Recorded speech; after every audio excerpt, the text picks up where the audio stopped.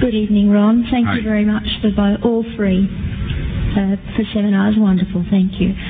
My question is that you said that you had the blood of our Lord examined by the Israelis. That's correct. What was their determination of that?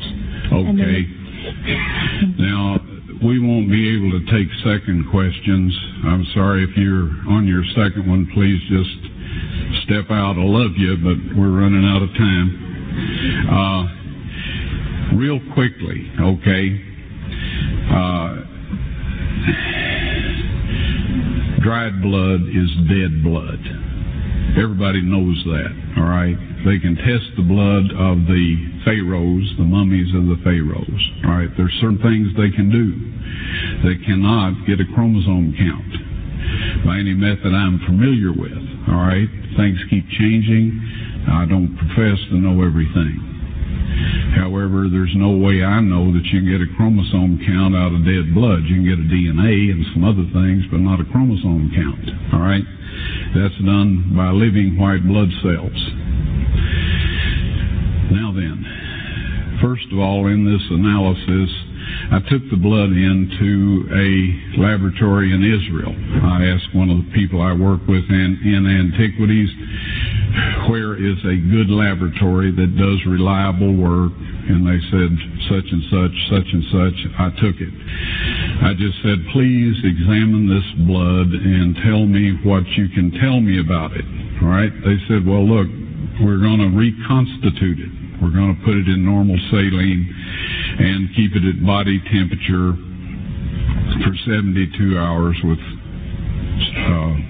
gentle swirling. All right?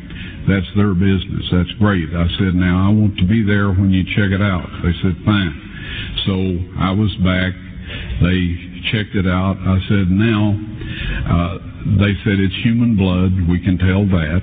They did whatever tests they need to do.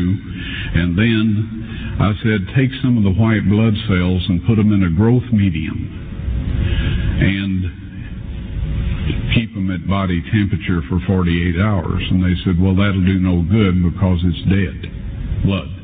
I said, would you please do that for me? And they said, okay, we'll do it. So anyway, I said, I want to be there when you take it out and examine it.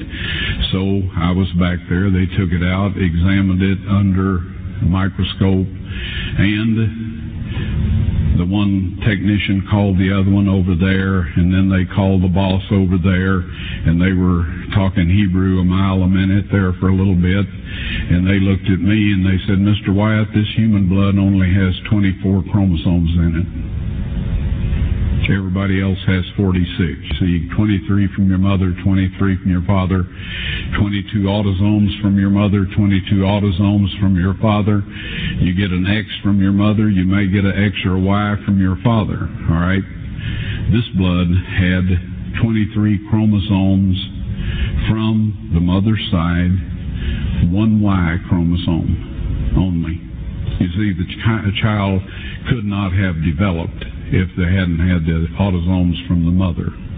So all of his physical characteristics were determined by his mother's side of the family, her autosomes.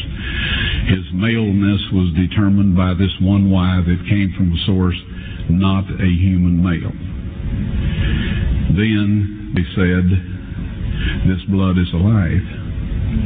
And then they said, whose blood is this?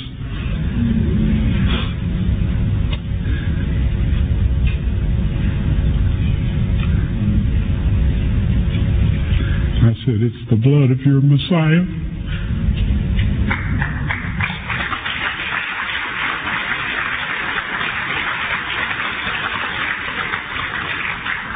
And I assure you, those men's lives have changed. Well,